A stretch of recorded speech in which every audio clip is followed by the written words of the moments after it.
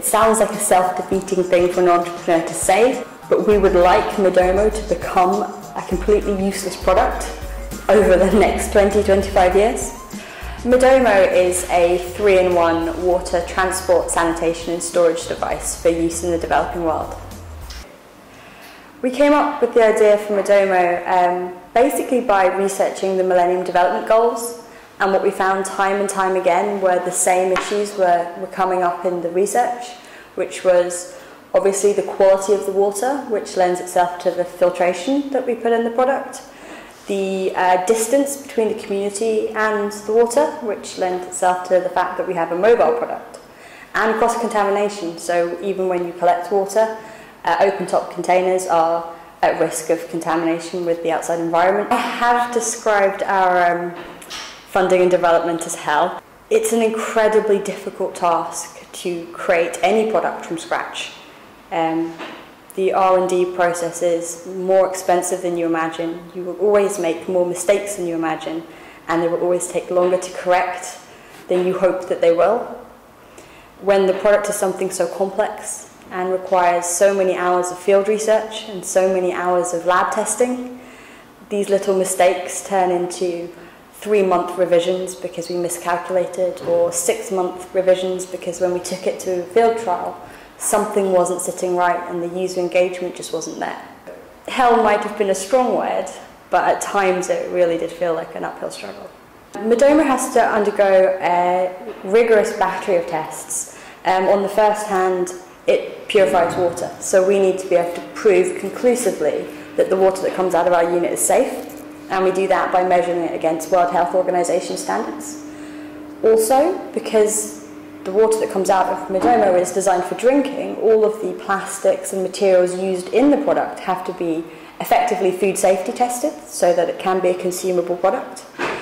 We have to do whole of life testing and make sure that it's a rigorous enough build to withstand the kind of environment and the kind of punishment you can imagine a product like this might get being used every single day, across rugged terrain in sub-Saharan Africa. And we have to do engagement testing, which is if you put this out and you give it to someone, is it easy to use? Is it instinctive? Can it become part of your day-to-day life? I mean, we've all been there, had a mobile phone or something that just irritated you. And this is something that needs to be used every single day, multiple times a day if you're using it to actually take the water out of the unit. Now that the product's launched, the response has been really quite favourable. There's been a lot of, oh, what took you so long? But it's just thrilling to kind of have it out there. We're torn between a situation where the really big agencies are watching and are interested, but we just don't have the field experience. So, for example, something like the Red Cross will want to have seen 18 months use in the field before we can really have a productive discussion about going into a sales relationship with them.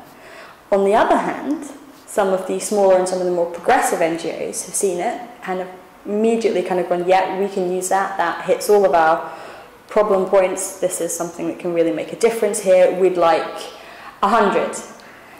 And we're really not geared up to do that yet.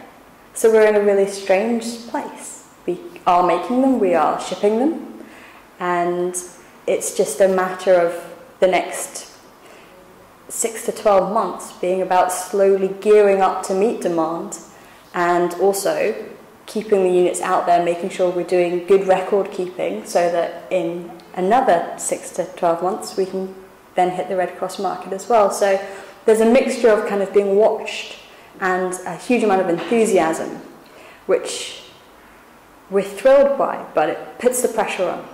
It's intended as an interim solution, so we're looking for it to be put into the field and for it to last around a decade. We understand that walking to collect water, even if we're reducing that by kind of 2/3 and reducing the number of journeys you have to make by the same, it's still not the answer. So we didn't want to put this into the market and say, here we go, this is what you can use and this will be great forever. So what we've done is over the 10 years, the product Midomo gives an NGO a cost saving. It gives a time saving in terms of what you actually need to do with it while it's on the ground. And that time and money saving over those 10 years can be rechanneled into developing something that is more sustainable. So putting in piped water or re-establishing a sensible form of borewell which is inside into the community and preferably at household level. But with that gap, it's really important that what NGOs don't do is rest on their laurels and okay, we've got something, it's in the field, it's working, everybody can get, you know, appropriate amounts of safe water today and tomorrow.